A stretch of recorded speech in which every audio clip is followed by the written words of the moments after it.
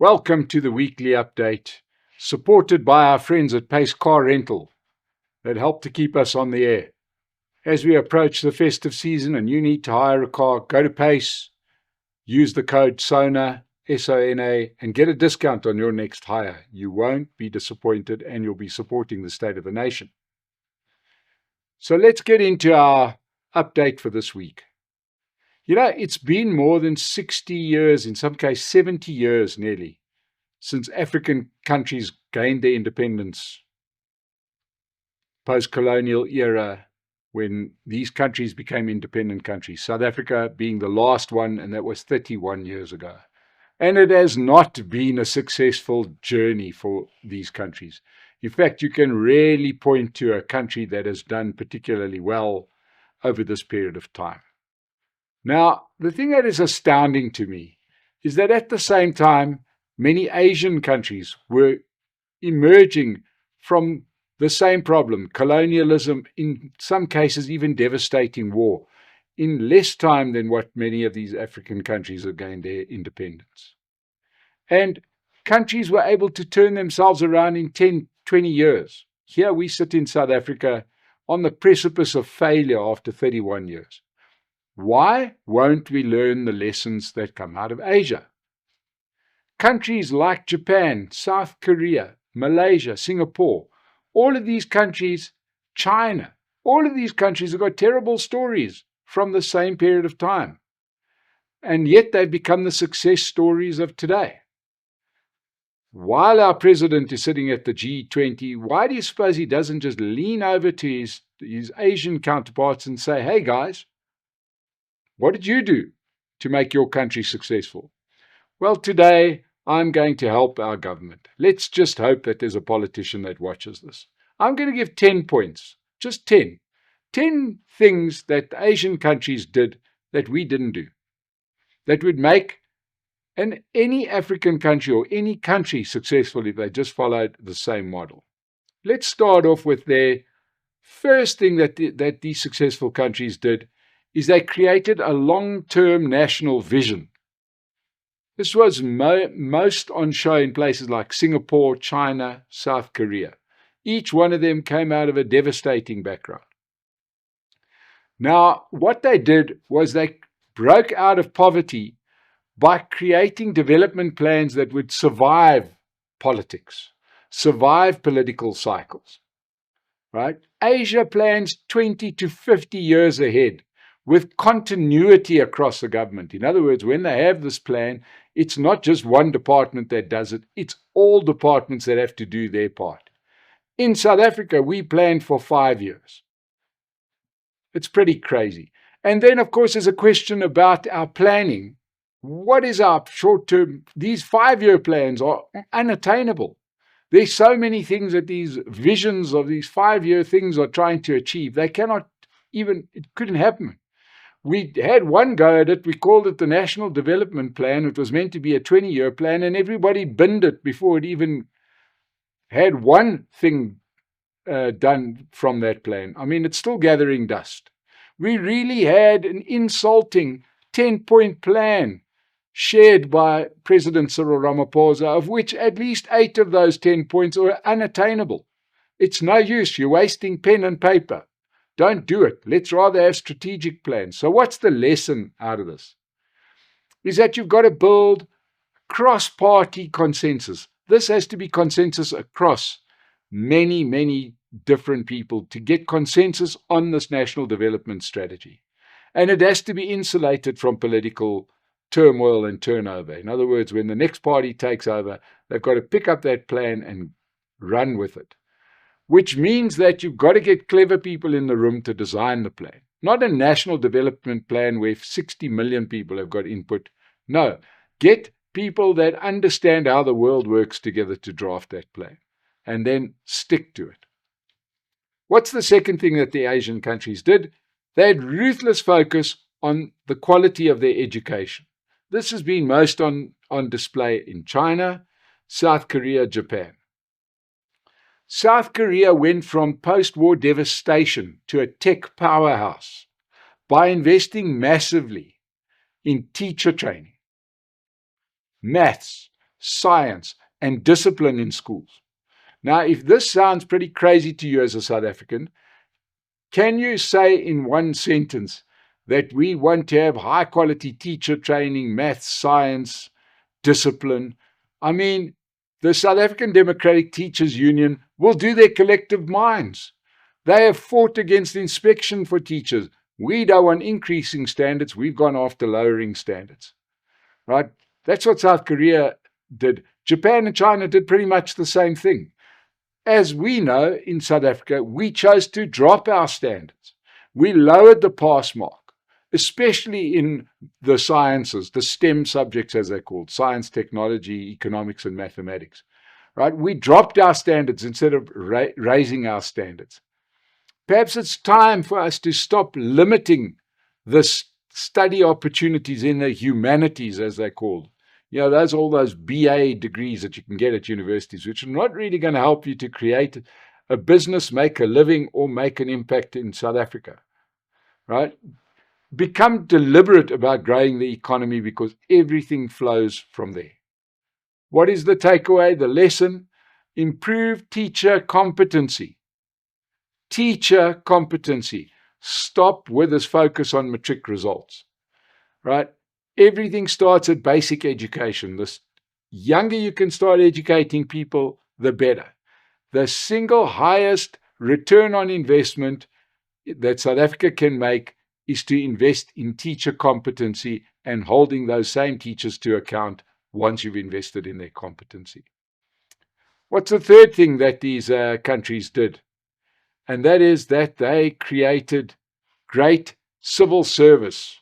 Public service was done meticulously, world class. Japan, Singapore, those places you couldn't discern between the public service and the private service.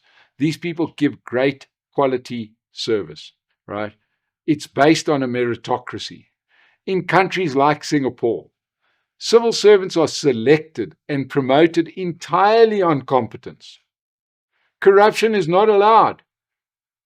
They promote competence through high pay, strict penalties when people fall short of what they're meant to do, and accountability. Now, I know if you're South African right now, you're probably reaching for a bucket because we know how our public servants are selected, cadre deployment. And numerous commissions show how well this has been working out. We have to make our public service a place you strive to work in. Not work in if you know somebody or you're prepared to sleep with somebody. Public service is way too important to carry on the way we are carrying on. What's the lesson? Let's replace cadre deployment with transparent, merit-based recruitment into our state institutions, whatever they are. If you're not the best person for the job, find somebody else. It's that simple.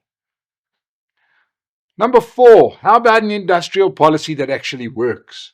Here we've got the wonderful example recently, China, Vietnam, Malaysia.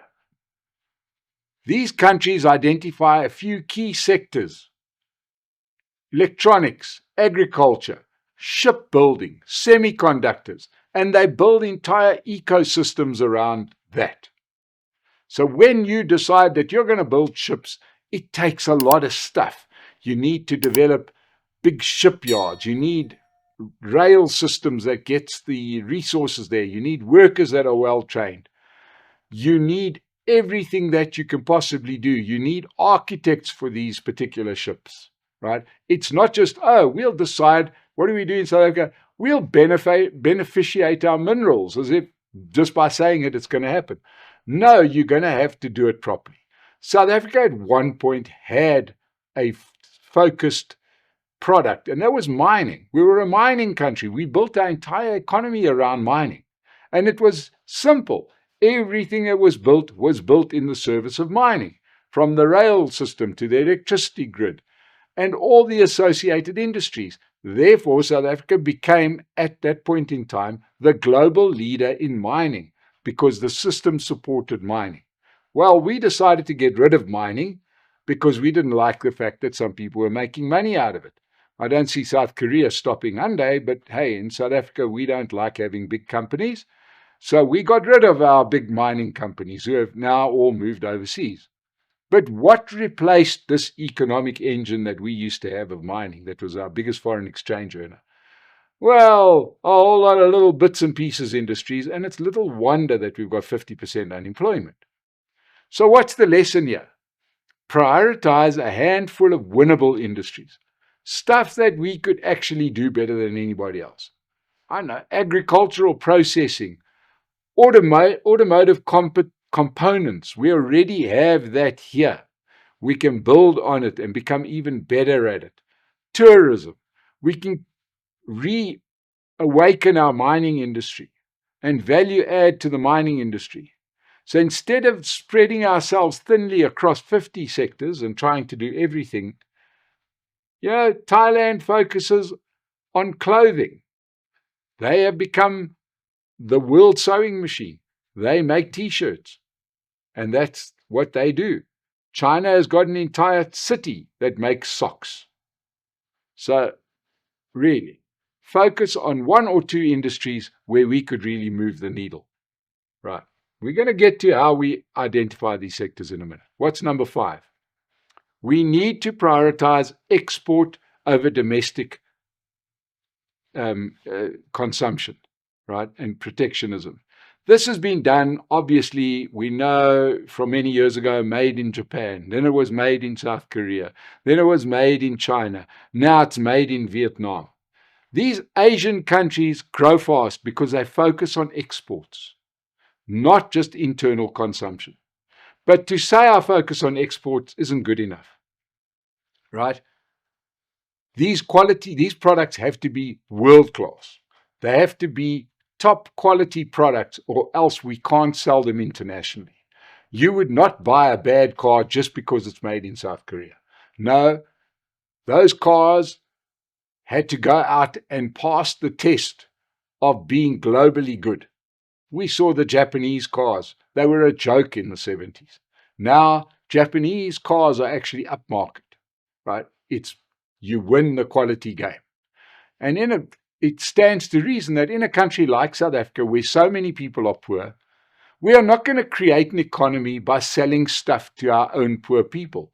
We need the foreign exchange that comes with selling stuff internationally.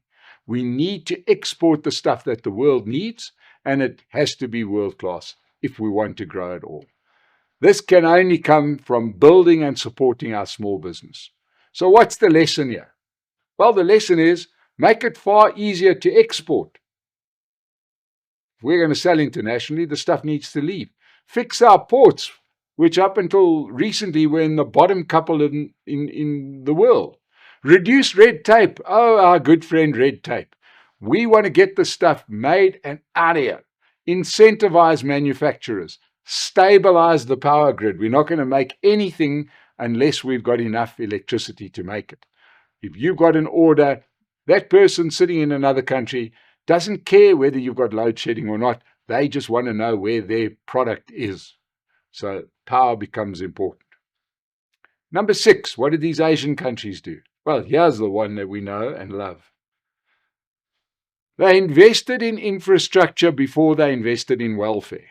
And this was most notably in China, Vietnam, Malaysia, where they had worse poverty numbers than what South Africa's got.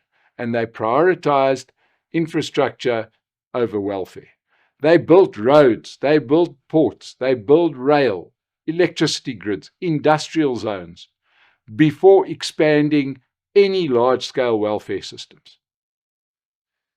The new South Africa, the post-1994 South Africa, inherited a full network of roads, ports, rail, electricity grids, industrial zones.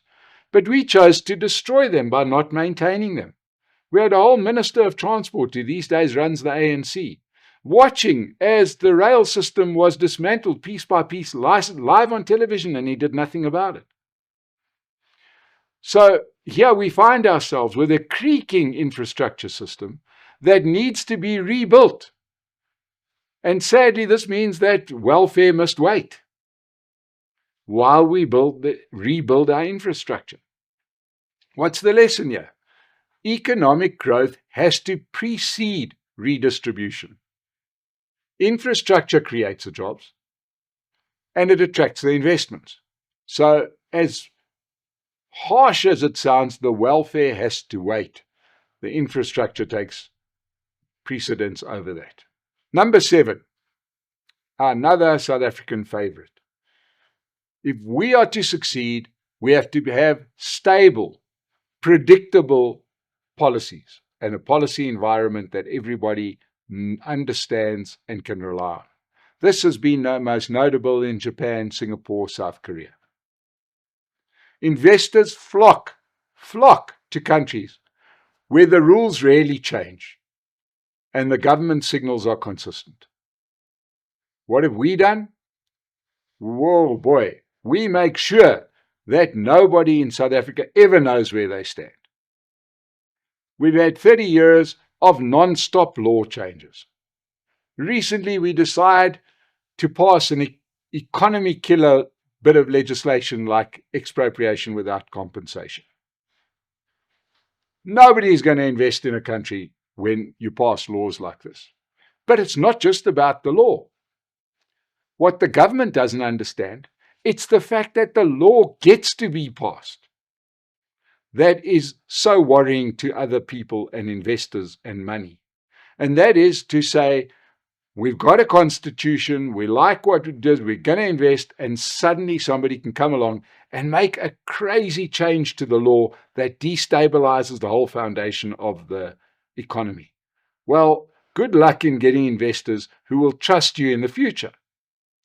We see the dalliances with the employment equity, where suddenly a foreign investor is looking at this saying, well, we don't know where this law is going to change in the future.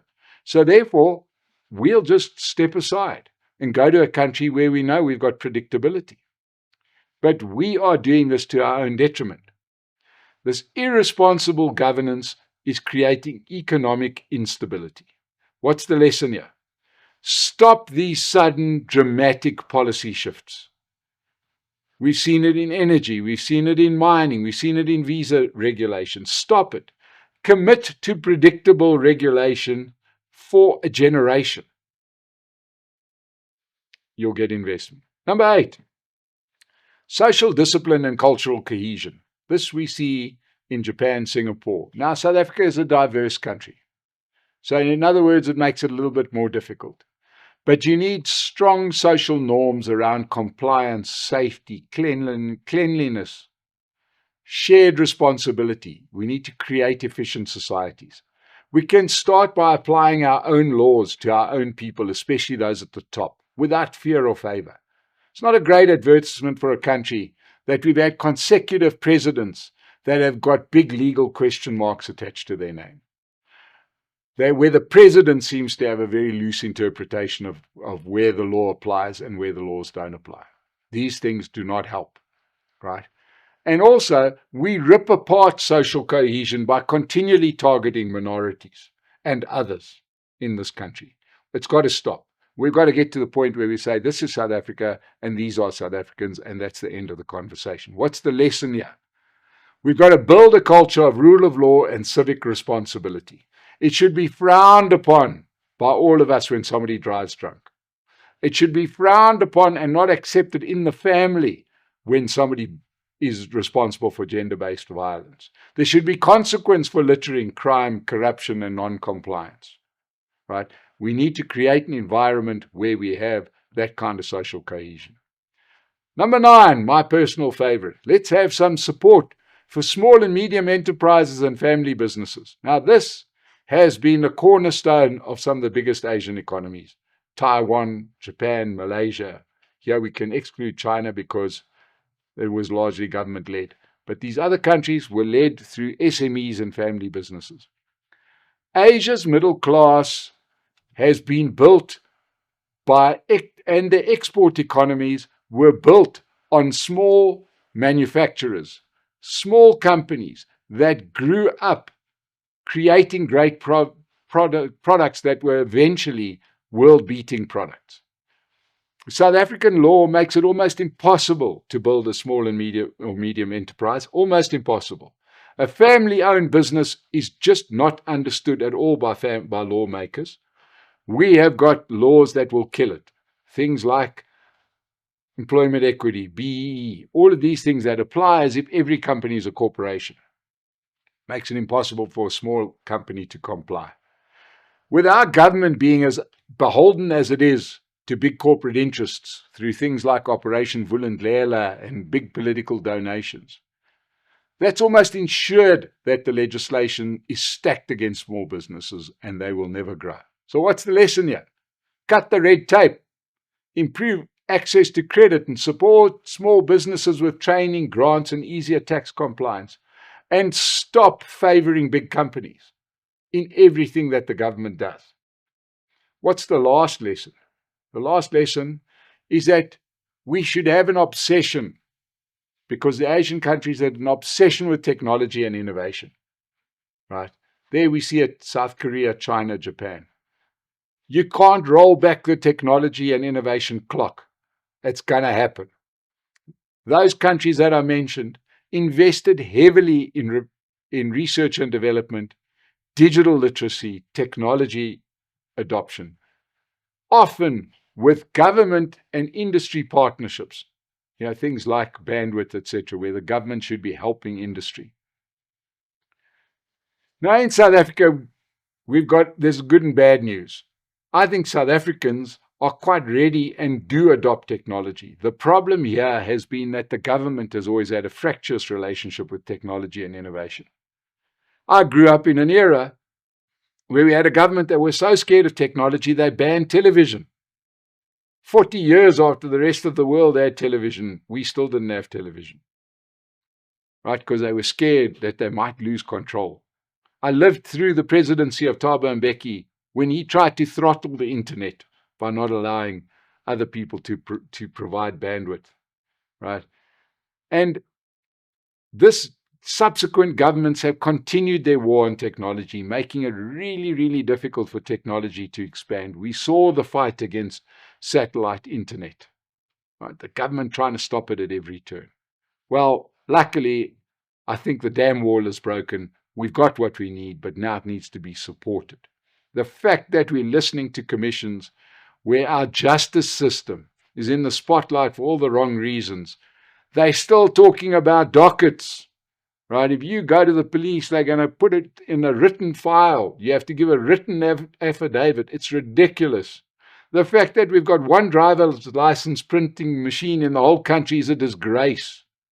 Our Luddite government should be built around technology. We've got that opportunity. What's the lesson here?